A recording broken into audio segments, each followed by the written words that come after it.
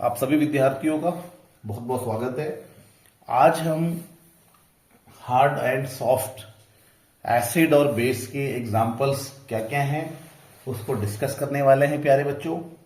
ठीक है, तो हार्ड और सॉफ्ट एसिड और बेस के क्या क्या एग्जाम्पल आपको याद रखने चाहिए।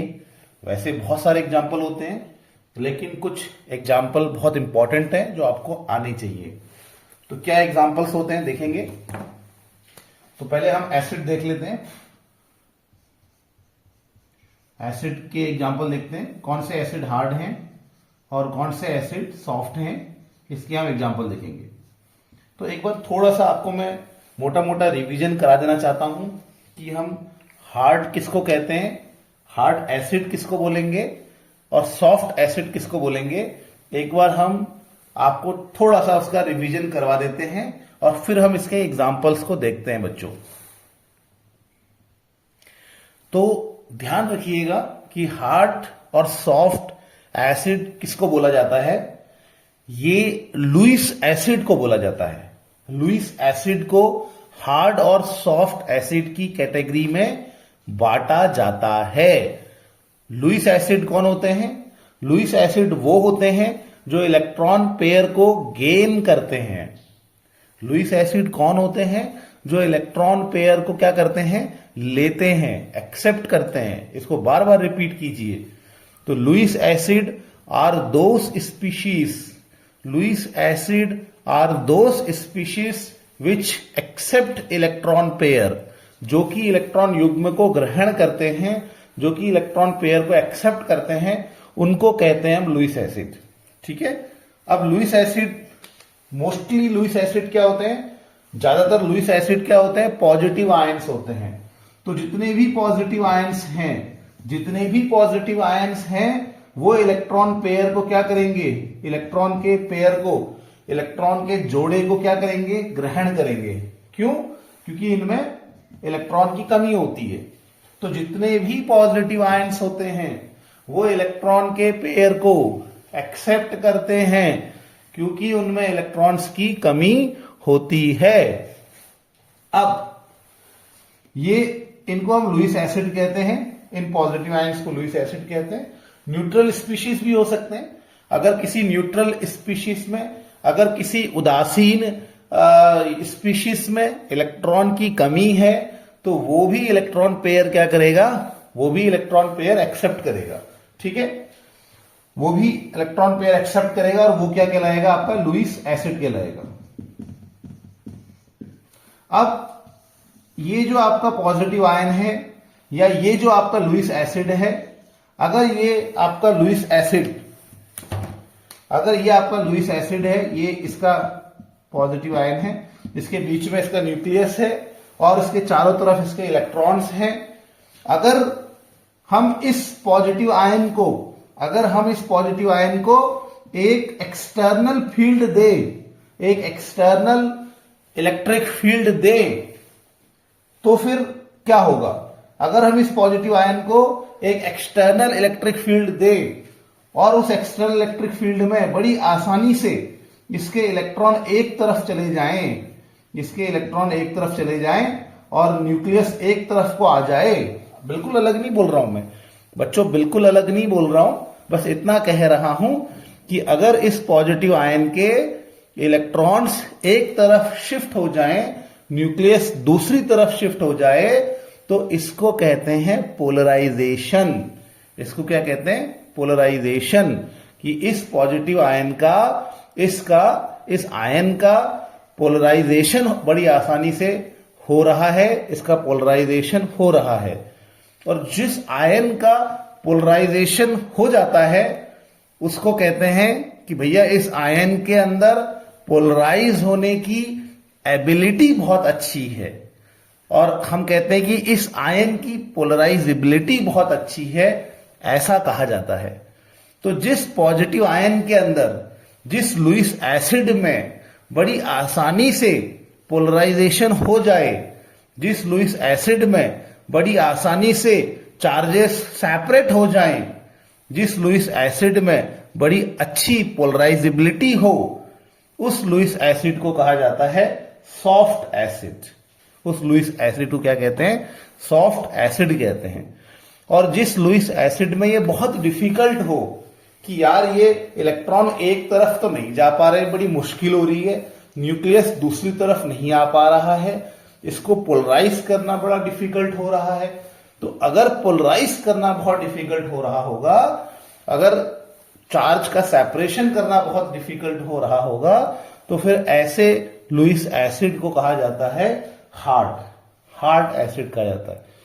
तो किस लुईस एसिड को आसानी से पोलराइज किया जा सकता है उसको सॉफ्ट लुईस एसिड कहते हैं। किस लुईस एसिड में पोलराइजेशन डिफिकल्ट है, उसके चार्जेस को सेपरेट करना डिफिकल्ट है, ऐसे लुईस एसिड को हम कहते हैं हार्ड लुईस एसिड। तो ये हम देख लिया हमने कि हार्ड और सॉफ्ट क्या है। सेम इसी प्रकार से बेस के लिए भी होता है। अब बेस क्या है? लुईस बेस किसको कहते हैं? लुईस बेस कहते हैं ऐसा कोई भी स्पीशीज। एसिड कौन होता है? एसिड जो इलेक्ट्रॉन पेयर लेता है। तो बेस कौन होगा? बेस होगा जो इलेक्ट्रॉन पेयर देगा। तो इलेक्ट्रॉन पेयर देने वाले को बेस कहते हैं, ठीक है। तो इलेक्ट्रॉन पेयर डोनर क्या होता है? आपका बेस होता है। तो ऐसा कोई भी स्पीशीज जो क्या कर रहा है? इलेक्ट्रॉन पेयर दे रहा है, इसको क्या कहते हैं? लुईस बेस कहते हैं, ठीक है। अब ये लुईस बेस के साथ भी यही कंडीशन है। लुईस बेस के साथ भी यही कंडीशन है कि अगर किसी लुईस बेस में चार्जेस बड़ी आसानी से क्या हो जाए? सेपरेट हो जाए।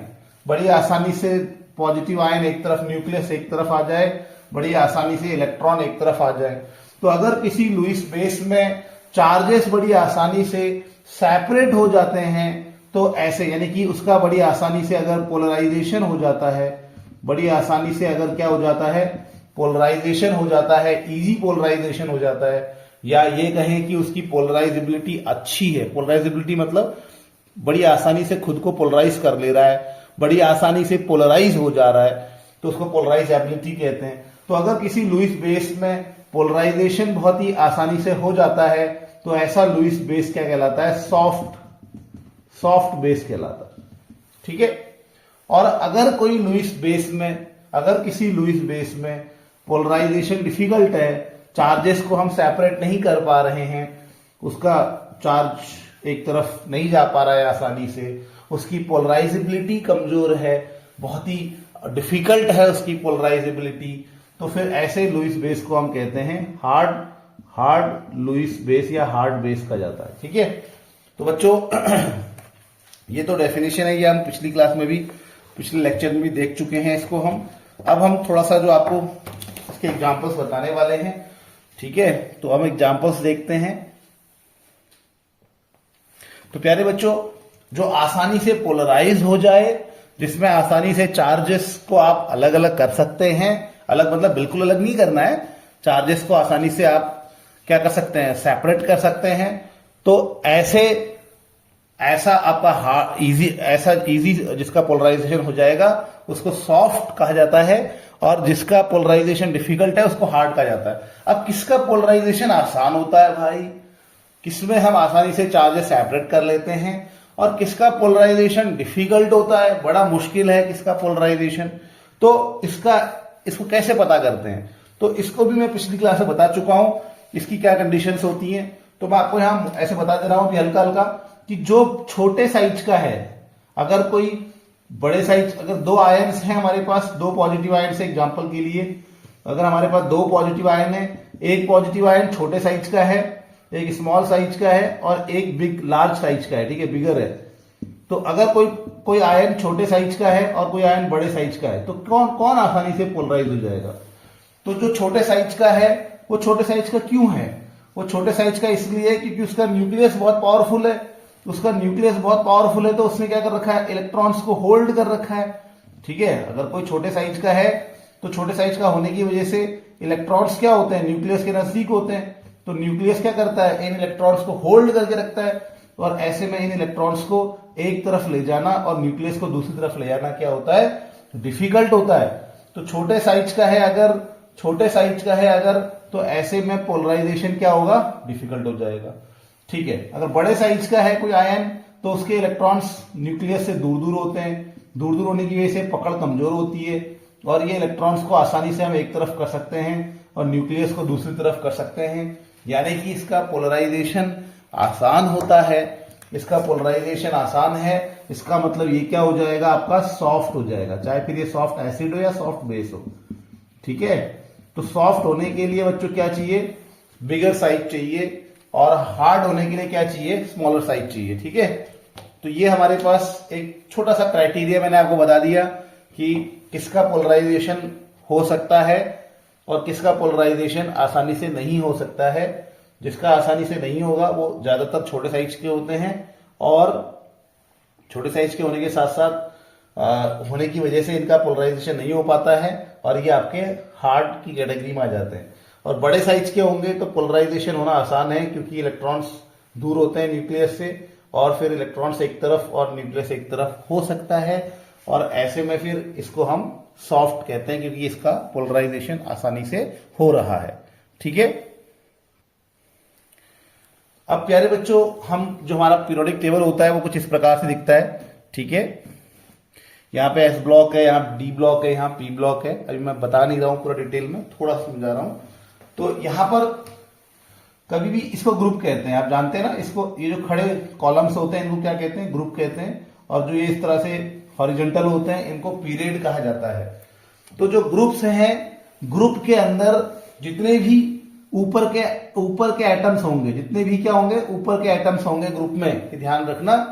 तो ग्रुप में जितने भी ऊपर के होते हैं, मैं आपको एक मोटा मोटा आइडिया दे रहा हूं, एक आपको समझाने की कोशिश कर रहा हूं कि ग्रुप में जितने भी ऊपर के एटम्स होते हैं उनके साइज क्या होते हैं, छोटे होते हैं, उनके साइज छोटे होते हैं और नीचे आने पे साइज बढ़ते हैं। तो ग्रुप में जितने भी ऊपर के एटम्स होंगे उनके साइज छोटे होंगे।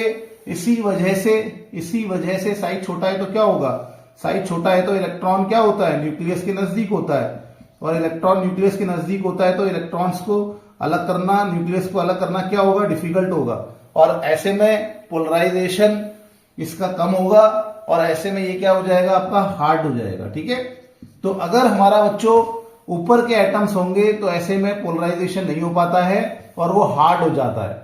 ठीक है, तो ये सब इधर को तो पॉजिटिव होते हैं, पॉजिटिव क्या होंगे, एसिड होंगे, तो यहाँ के ऊपर के सब क्या होंगे, ऊपर के क्या होंगे, हार्ड एसिड हो जाएंगे। और वैसे यहां पर भी अगर मैं यहां पर देखूंगा, डी ब्लॉक में देखूंगा तो ये सब पॉजिटिव आयंस होते हैं, ज्यादातर पॉजिटिव आयंस क्या होते हैं, एसिड होते हैं। पॉजिटिव आयंस क्या होते हैं, एसिड होते हैं, क्यों, क्योंकि इलेक्ट्रॉन पेयर लेंगे। हाँ, ठीक है, तो ये सब पॉजिटिव आयंस होते हैं और ऊपर के हैं तो इनका पोलराइजेशन डिफिकल्ट होगा।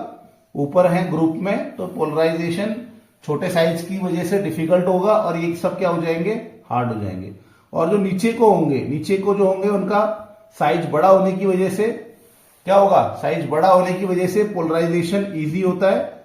ठीक है, और पोलराइजेशन इजी होता है और इसी वजह से फिर ये क्या हो जाएंगे, सॉफ्ट हो जाएंगे। तो सेम यहां पर भी ये, अब यहां पर पी ब्लॉक में क्या होते हैं, पी ब्लॉक में ये ज्यादातर नेगेटिव आयंस होते हैं तो ये बेस होंगे। तो जितने भी ऊपर के होंगे वो सब क्या होंगे, जैसे यहाँ पे क्या होता है फ्लोरीन, यहाँ पर क्या होता है नाइट्रोजन, फिर ऑक्सीजन।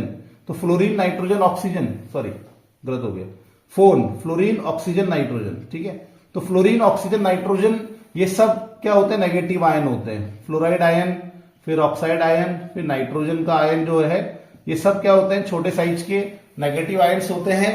और इसी वजह से ये सब के सब इलेक्ट्रॉन पेयर दे सकते हैं। यहां पे सब क्या होते हैं बच्चों, नेगेटिव आयंस होते हैं या इनके पास इलेक्ट्रॉन पेयर होता है, ये सब इलेक्ट्रॉन पेयर दे सकते हैं, तो ये लुईस बेस होते हैं। ठीक है, अब क्योंकि ये छोटे साइज के हैं तो इसीलिए इनका पोलराइजेशन क्या होगा, डिफिकल्ट होगा।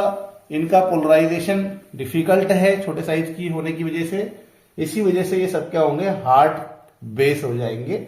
और जैसे जैसे नीचे आऊंगा मैं, जैसे कि फ्लोरीन के नीचे क्या होता है, क्लोरीन, फिर ब्रोमीन, फिर आयोडीन, तो साइज बढ़ेगा तो इसका पोलराइजेशन क्या होगा, आसान होगा। इसका पोलराइजेशन आसान होगा तो इसका मतलब ये क्या हो जाएगा, एक सॉफ्ट बेस हो जाएगा। तो मैं ये कहना चाहता हूं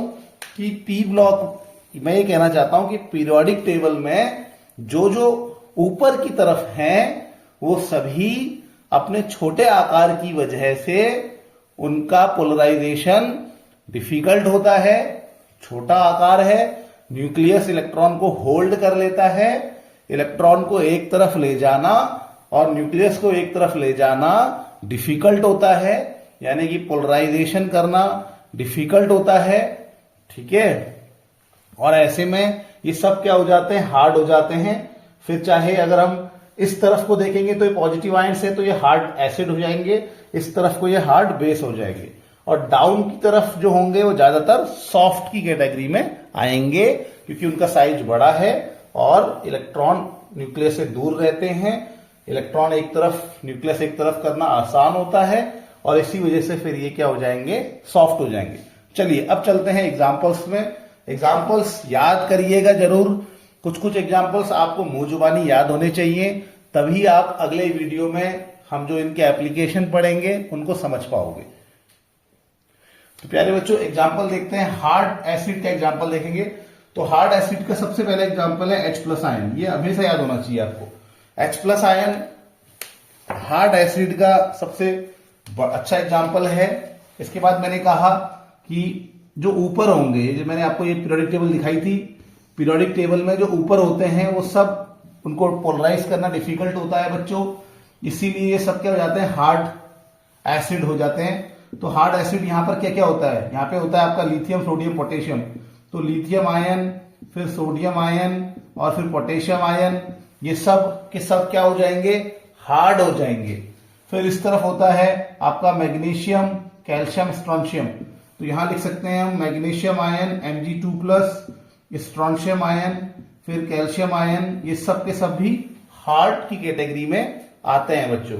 फिर यहां पर हम जानते हैं यहां पर क्या है, यहां पर आपका इस तरफ अगर हम देखेंगे तो आयरन होता है, फिर कॉपर होता है, क्रोमियम होता है, कैल्शियम आयरन होता है, कॉपर होता है, क्रोमियम, मैग्नीज, तो वो सब के सब ऊपर हैं। तो इसीलिए ये सब के सब क्या होंगे, आपके हार्ड की कैटेगरी में आ जाएंगे।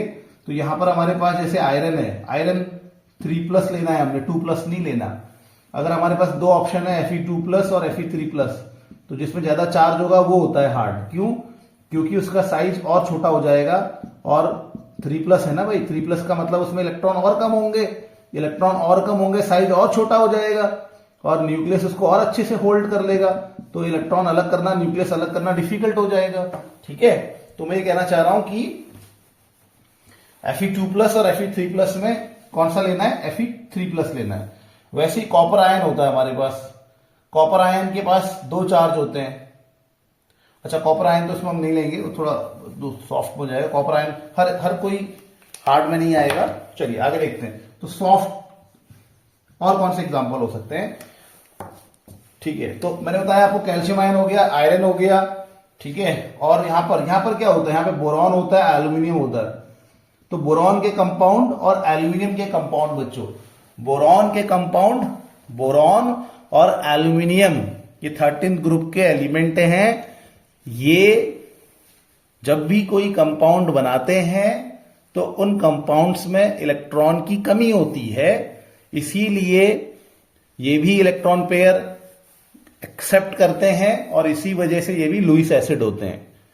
क्योंकि ये ऊपर हैं इसीलिए इनके इलेक्ट्रॉनों को पोलराइज करना, न्यूक्लियस को अलग करना थोड़ा डिफिकल्ट होता है, इसीलिए ये भी हार्ड की कैटेगरी में आते हैं।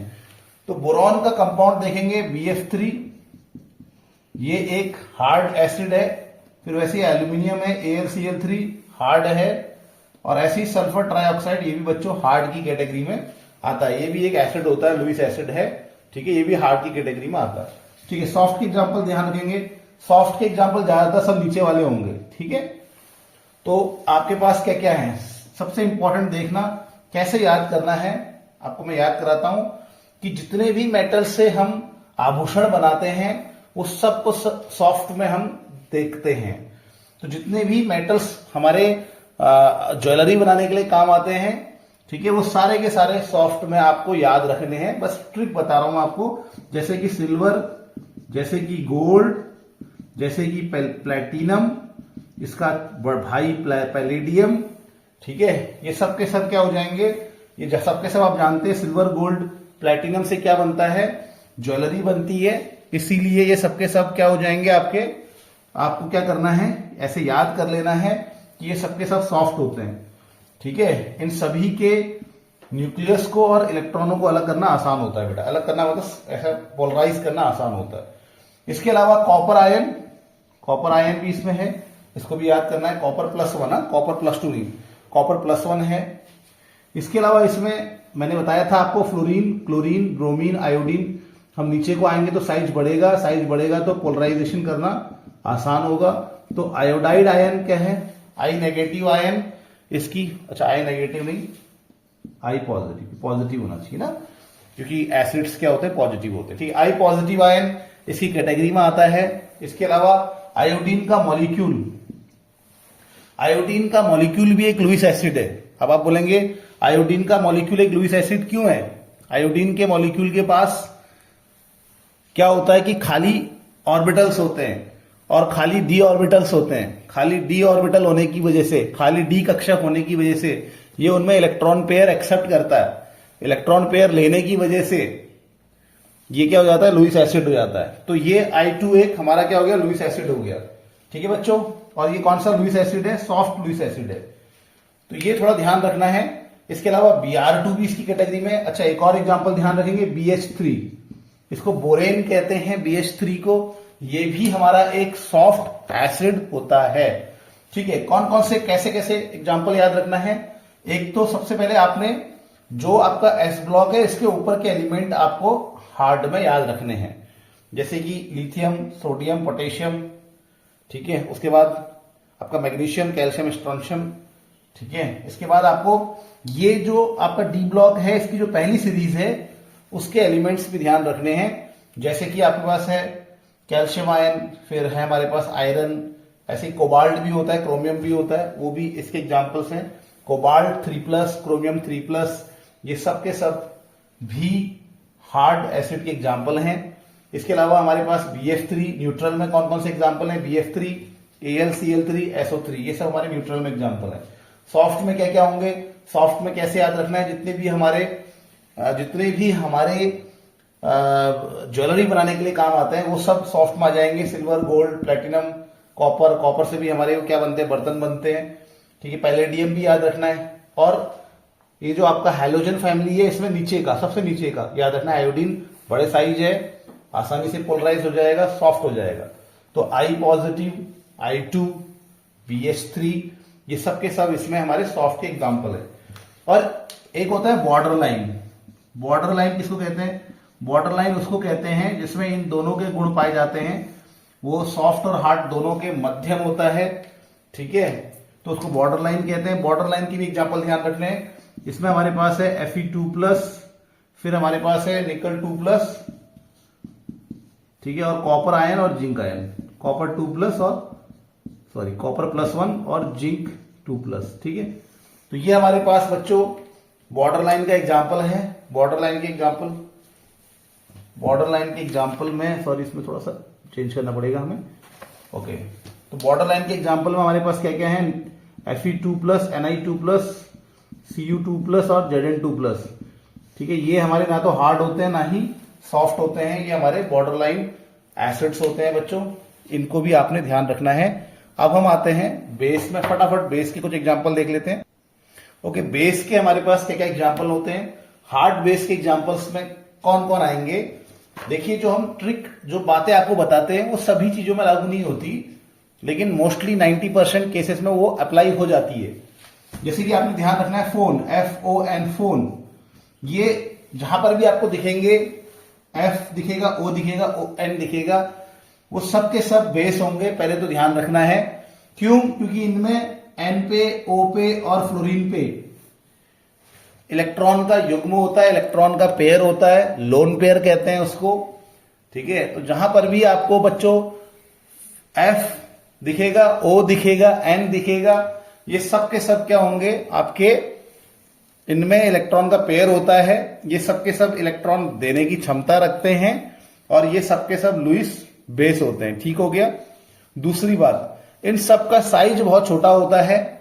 इन सब का साइज छोटा होने की वजह से इनके न्यूक्लियस इसको इनका न्यूक्लियस इनके इलेक्ट्रॉनों को होल्ड करके रखता है और न्यूक्लियस इलेक्ट्रॉनों को होल्ड करके रखता है, इसलिए न्यूक्लियस को और इलेक्ट्रॉनों को अलग करना यहाँ पे थोड़ा सा क्या हो जाता है, डिफिकल्ट हो जाता है। और ये सब के सब क्या हो जाते हैं, ये सब के सब क्या हो जाएंगे, इनका पोलराइजेशन डिफिकल्ट हो जाएगा।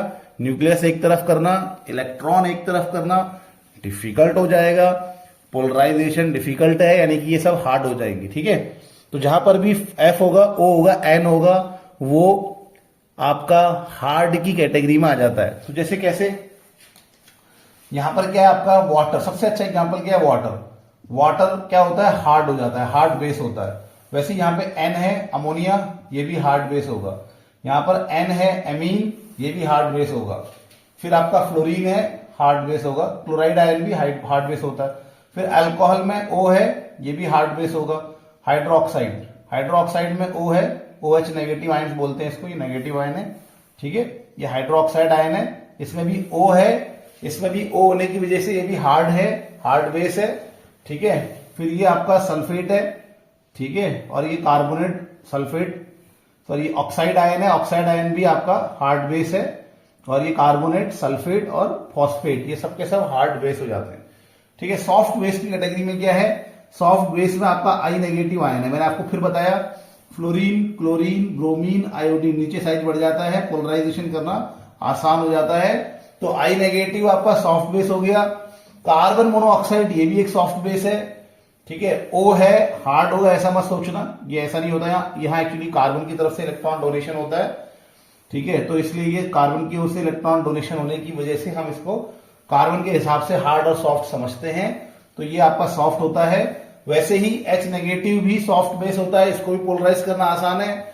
इसके अलावा बेंजीन, बेंजीन भी एक लुईस बेस है। क्यों है, क्योंकि बेंजीन में इलेक्ट्रॉन पाई इलेक्ट्रॉन्स होते हैं और ये कहीं ना कहीं पाई इलेक्ट्रॉनों को डोनेट करने की क्षमता रखता है, ठीक है। तो इसीलिए ये भी एक लुईस बेस होता है। तो बेटा बेंजीन है, ये एक सॉफ्ट बेस है।